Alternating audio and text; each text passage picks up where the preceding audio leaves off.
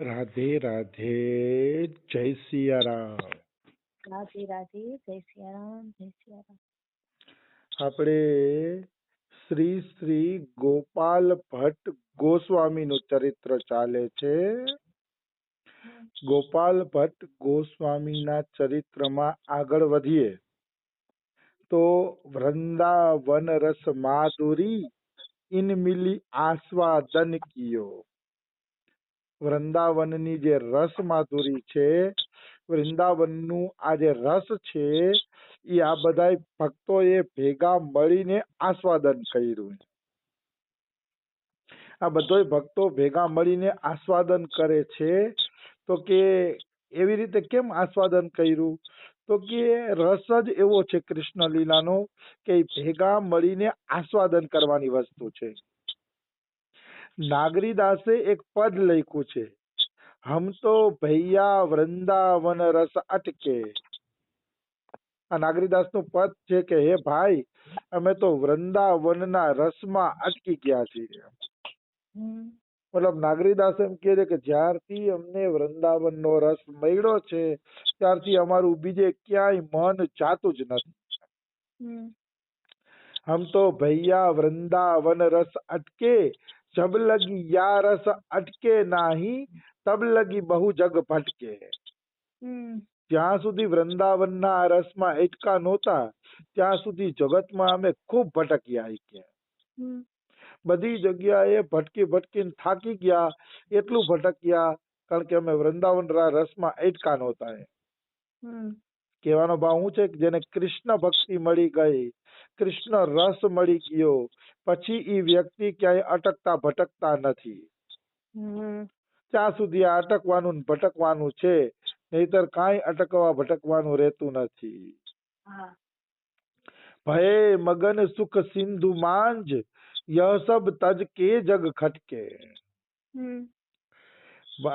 જયારે વૃંદાવન રસમાં અટકી ગયા તો અમે સુંદર એવા સાગરમાં ડૂબી ગયા કે હવે જગત તો અમને ખટકે છે.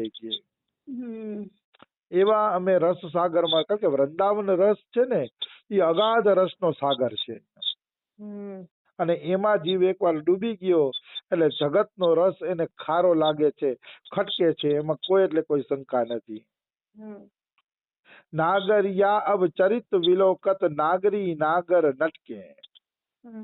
નાગરીદાસ કહે છે કે હવે તો અમે નાગરી નાગર એટલે રાધા કૃષ્ણના ચરિત્રોને જોઈએ છીએ અને ચરિત્રોનો આનંદ લઈએ છીએ. આવી વસ્તુ છે. પછી આગળ કીધું કે ગોપાલ ભટ્ટ ગોસ્વામીનું હૃદય ભક્તિ રસથી ભરપૂર હતું. જેનું હૃદય ભક્તિ રસથી ભરપૂર હોય ને, વાસ્તવિક ભગવાનની પ્રાપ્તિ તો ઈ જ કરી શકે. આમાં બીજું કઈ કરવાનું નથી. હૃદયને નિર્મળ અને ભક્તિ રસથી ભરપૂર બનાવવું છે. જેવી રીતે ગુલાબ જાંબુની અંદર ચાસડી કેમ રગે રગમાં ઉતરી જાય છે, એમ આપણા શરીરના રોમે રોમમાં ભક્તિનો મીઠો રસ ઉતરી જવો જોઈએ. જો એ મીઠો રસ ઉતરી જશે ને, ખતમ, ભગવાન તરત જ મળી જશે. પણ ભક્તિનો રસ આપણા રૂવાડે રૂવાડે અંદર ઉતરી જવો જોઈએ. આવી વસ્તુ છે. તો ગોપાલ ભટ્ટ ગોસ્વામી એવા ભક્તિવાળા હૃદયવાળા હતા કે કૃષ્ણનું સ્વરૂપ નિત્ય નિરંતર એના હૃદયની અંદર રહેતું. નિત્ય નિરંતર હૃદયની અંદર એ કૃષ્ણના સ્વરૂપનું ચિંતન કરતા. અને કાલાંતરમાં રાધા રમણલાલજી જેવું ચિંતન કરતા એવી રીતે જ રાધા રમણલાલજી પ્રગટ થયા શાલિગ્રામ ભગવાનમાંથી. તો કે આનો અર્થ શું? તો કે આનો અર્થ ઈ છે કે જે ઈ ચિંતન કરતા હતા, જે ભગવાનની સેવાનું ચિંતન કરતા હતા, ઈ ભગવાન સેવા લેવા માટે શાલિગ્રામમાંથી સાક્ષાત પ્રગટ થઈ ગયા એમ રાધા રમણલાલજી. એટલે એનો અર્થ એમ થયો કે તમે જો સેવાનો ભાવ રાખશો તો ભગવાન અવશ્ય પ્રગટ થશે. દાખલા તરીકે તુલસીદાસજી આખી જિંદગી રામ રૂપનું ચિંતન કરે છે. એના હૃદયમાં ધનુર્ધારી રામનું ચિંતન હતું. એટલા માટે જ્યારે ઓલા પૂજારીએ મજાક કર્યો કે અપને અપને ઇષ્ટ કો નમન કરે સબ કોઈ, और दूसरे इष्ट को नमन करे तो वो जन निगुरा होय।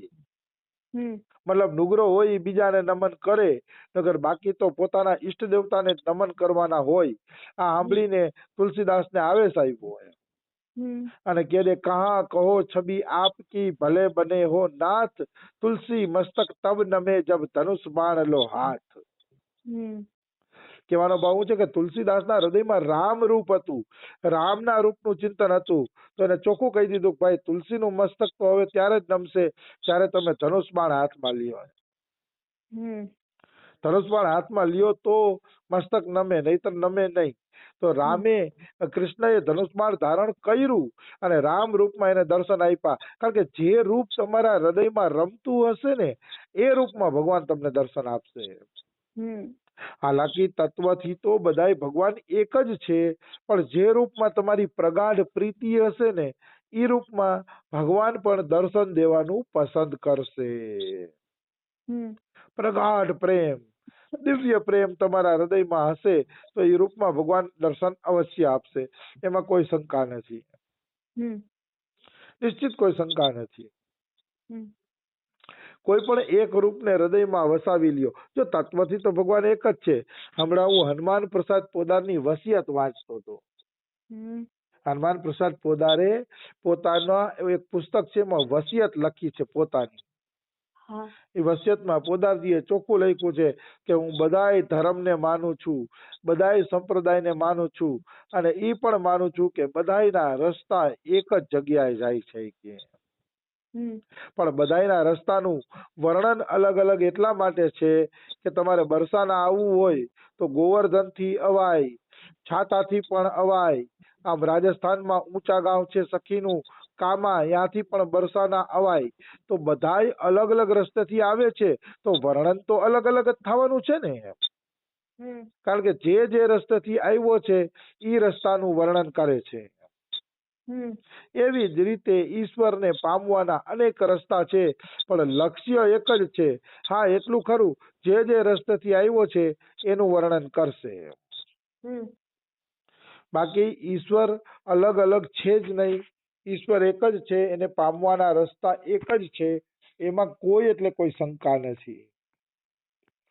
એટલે જેવો ભાવ રાખશો ને એવા ભગવાન પ્રગટ થશે, પણ એટલું યાદ રાખજો કે જેના જે ભગવાન પ્રગટ થાય પણ તત્વથી ભગવાન બધાય એક જ છે, નિશ્ચિત એક જ છે, એમાં કોઈ શંકા નથી। એટલે ભગવાનને અલગ અલગ માનીને ક્યારેય ઝઘડો કરવો નહીં। જે લોકો ઝઘડો કરે છે અજ્ઞાની છે। પોદારજી ચોખ્ખું લખે છે પોતાની વસિયતમાં કે ધર્મના નામે કે ભગવાનના નામે ઝઘડો કરે એ અવિવેકી છે, કારણ કે જેને તત્વની પ્રાપ્તિ થઈ ગઈ છે એ ઝઘડો નથી કરતા, એ તો એ તત્વની અંદર ડૂબી જાય છે। ઝઘડો અધૂરાનું કામ છે। આ નાનું, આ મોટો, આ ઊંચો, આ નીચો, એ બધું અધૂરાનું કામ છે। પોદારજી લખે છે કે તત્વમાં પ્રવેશ થયા પછી તો પ્રશ્નય ખતમ થઈ જાય છે અને જવાબે ખતમ થઈ જાય છે। નથી કોઈ પ્રશ્ન રહેતો, નથી કોઈ જવાબ રહેતા, કોઈ રહેતું નથી, કેવળ આનંદ ને આનંદ રહે છે। ઈશ્વર અંશ જીવ અવિનાશી, ચેતન અમલ સહજ સુખ રાશિ। સહજ સુખ રાશિ એટલે છેલ્લે આનંદ જ રહે છે બસ। ઈશ્વર અંશ, જીવ ઈશ્વરનો અંશ છે, અવિનાશી છે, એ તો બધી આગળ આગળની વાતો છે સાધકને ભક્તિ લગાડવા માટેની। પણ છેલ્લું શું છે? ચેતન અમલ સહજ સુખ રાશિ। છેલ્લે સહજ સુખ રાશિ પાસે વાત ઉભી રહે છે કે એવા સુખમાં ડૂબી જાય છે કે જ્યાં કાંઈ અલગત્વ રહેતું નથી, પ્રશ્ન જવાબ કાંઈ રહેતા નથી અને બધાય ધર્મો અને બધાય ભગવાન ત્યાં તેને એક જ લાગે છે, અલગ લાગતા નથી। આવી વસ્તુ છે।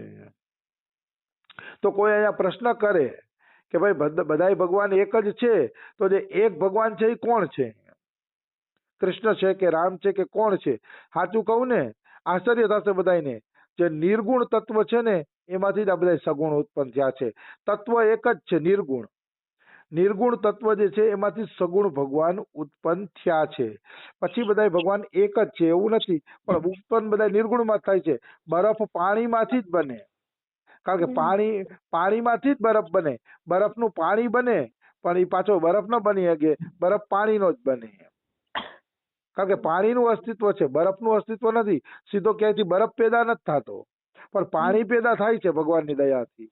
એટલે પાણીનો જ બરફ હોય એમ નિર્ગુણ માંથી જ આ બધા સગુણ ભગવાનો પ્રગટ થયા છે. એટલે એનો અર્થ એવો નથી કે આપણે નિર્ગુણનું ભજન કરવું. તત્વ તો સગુણ ને નિર્ગુણ એક જ છે, પણ ભગવાન તો નિર્ગુણ માંથી જ પ્રગટ થાય છે, એ પાકું છે. જેવી રીતે આપણું કોરું પન્નું હોય અને કોરા પન્નામાં આપણે કૃષ્ણનું ચિત્ર બનાવી તો કોરું પન્નું છે એ નિર્ગુણ છે અને કૃષ્ણનું ચિત્ર છે એ સગુણ છે. એટલે એક જ પન્ના ઉપર સગુણ નિર્ગુણ બે આવી ગયા. એમ જે નિર્ગુણ સર્વવ્યાપી ભગવાન છે એમાંથી જ ભાવ પ્રમાણે ચિત્ર બનીને આપણો પ્રિયતમ ભગવાન પ્રગટ થાય છે. ઈ જ પ્રિયતમ ભગવાન. એટલે નિર્ગુણને કોઈ ગૌણ ન કરે. કારણ કે હું હવે ઈ બધા અનુભવમાં આવતો જાઉં છું કે નિર્ગુણ તત્વને ગૌણ કરીને હાલે છે એ સગુણ નિર્ગુણ બેમાં જ એકેયનો રસ લઈ શકતા નથી. જે વિરોધ કરે છે કે નિર્ગુણ આવો છે, નિર્ગુણ આમ છે, નિર્ગુણનું કોણ ભજન કરે ને, હા એમ કહી શકો કે સગુણ ભજનમાં હેલો છે નિર્ગુણ કરતા એમ. એ તો કહી શકો, સગુણની લીલા ગાઈ શકો, સગુણનો રસ લઈ શકો, પણ નિર્ગુણનો અનાદર કરવા વાળા ભગવાનને ઓળખા જ નથી. કારણ કે નિર્ગુણમાંથી જ સગુણનું ચિત્રમણ થાય છે. નિર્ગુણ શું છે? પ્રેમ છે. પ્રેમ જે આપણા હૃદયમાં પ્રેમ ઉત્પન્ન થાય છે, આપણે એને જોઈ નથી શકતા. એ પ્રેમ જ નિર્ગુણ રૂપે સર્વવ્યાપી વ્યાપેલો છે અને એ જ પ્રેમ પછી સગુણ રૂપે આપણી પાસે આવે છે જયારે જીવ સાધના કરે છે ત્યારે. હરિવ્યાપક સર્વત્ર સમાના, પ્રેમ તે પ્રગટ હોય મેં જાના. ભગવાન સર્વવ્યાપી છે, સર્વ જગ્યાએ વ્યાપેલો છે, પણ એ પ્રેમથી સગુણ સાકાર રૂપે પ્રગટ થાય છે. આ કઈ હું નવીન વાત નથી કેતો, આમ તો સંતોના અનુભવ જ છે. પણ વળી જેને નહીં સ્વીકારવા હોય ઊંચા નીચા થશે જ કે નિર્ગુણ માંથી સગુણ કઈ રીતે. પણ નિર્ગુણ માંથી જ સગુણ ઉત્પન્ન થાય છે. તમે ક્યારેક આકાશમાં જોજો, આકાશમાં તમે જે ભગવાનનું ચિંતન કરશો ને એ આકૃતિ દેખાશે. મારો આ વ્યક્તિગત અનુભવ છે. ક્યારેક સવારના પોરમાં આકાશ સામું જોજો, પણ તમે જે કલ્પના કરશો ને કાનુડાની કલ્પના કરશો ને તો આકાશમાં કાનુડાની આકૃતિ દેખાશે. રાધાજીનો કલ્પના કરશો તો રાધાજીની આકૃતિ. પણ આકાશ નિર્ગુણ છે. જેવો ભાવ કરો એવું એમાં ઈ પ્રગટ થાય છે. એવી જ રીતે નિર્ગુણમાંથી ભક્તોના ભાવ પ્રમાણે ભગવાન પ્રગટ થાય છે. એટલે સગુણ અને નિર્ગુણ અલગ નથી, એક જ છે. નિર્ગુણ છે એ પાણી છે, સગુણ છે એ બરફ છે. એ નિર્ગુણ પાણી જ ભક્તોના ભાવ પ્રમાણે આકાર ધારણ કરી, રૂપ ધારણ કરીને આવે છે. જેવી રીતે ગોપાલ ભટ્ટ ગોસ્વામી માનસિક સેવા કરતા કે હું ઠાકોરને આ રીતે વાઘા પહેરાવું છું, ઠાકોરનો આ રીતે શ્રૃંગાર કરું છું, ઠાકોરને આ રીતે જમાડું છું. રોજ ગોપાલ ભટ્ટ ગોસ્વામી શાલિગ્રામમાં માનસિક સેવા કરતા હતા. તો એ શાલિગ્રામ છે એ નિર્ગુણ જેવો છે, એનો કોઈ આકાર નથી. પણ એ જ શાલિગ્રામમાં ભાવના કરતા કરતા રાધા રમણજી પ્રગટ થઈ ગયા. એટલે રાધા રમણજી સગુણ રૂપે પ્રગટ થયા. તો ગોપાલ ભટ્ટ ગોસ્વામી કૃષ્ણનું ચિંતન કરતા હતા, તો શાલગ્રામમાંથી કૃષ્ણ ભગવાન પ્રગટ થઈ ગયા. એટલે એટલું યાદ રાખવાનું કે નિર્ગુણમાં જ ભાવના કરતા કરતા સગુણ ભગવાન પ્રગટ થાય છે. છે તો નિર્ગુણ સગુણ બે એક જ તત્વથી, એટલે એમાં કઈ ભેદ પાડવાની જરૂર નથી. અગુણ નહીં સગુણ નહીં, નહીં કછું ભેદા. રામાયણમાં તુલસીદાસજી અડધી ચોપાઈ લખે છે. આ અડધી ચોપાઈ હું સુખરામ બાબા પાસે સાંભળીને યાદ રાખી લીધી છે. અગુણ નહીં સગુણ નહીં, નહીં કછું ભેદા. રામચરિત માનસમાં ચોપાઈ આવે છે એટલે હું સ્વીકારું છું આ વાતને કે અગુણ અને સગુણમાં કોઈ ભેદ જ નથી. તુલસીદાસજી કહે છે કોઈ ભેદ નથી. મૂરખ હોય ને ઈ આને ભેદમાં પાડે છે, આવી વસ્તુ છે. એટલે સગુણ નિર્ગુણનો કોઈ ભેદ નથી. એ બધા મૂરખના ધંધા છે. ભજન કરો, ભજન કરતા કરતા જે રૂપમાં પ્રભુને તમે ચાહો છો એ રૂપમાં ભગવાન આવશે, દર્શન દેશે, રસ આપશે, બધું કરશે ભગવાન. કોઈ ચિંતાની વાત નથી. પણ તમે એને ભજો તો ખરા. માણસને ભજવું નથી, ઝઘડા પેલા કરવા છે. સગુણ મોટો નિર્ગુણ મોટો. હા, 90% સાધકો પોતાના ઈષ્ટ દેવતાને સગુણ નિર્ગુણ ને કે ઈષ્ટ દેવતાને ઊંચા દેખાડવામાં સમય બગાડે છે. અરે એના કરતા ભજન કર્યું હોત ને તો એ તત્વ મળી ગયું હોત એને. પણ તત્વ પ્રાપ્તિની કોઈને ઝંખના નથી. ઝંખના છે ઝઘડો કરવાની, કે અમે ઝઘડો કરી રાખીએ. એટલે જીવો છે એ દુઃખી થાય છે. તો સમય થઈ ગયો છે. ગોપાલ ભટ્ટનું ચરિત્ર આપણે કાલે લઈ લેશી. રાધે રાધે.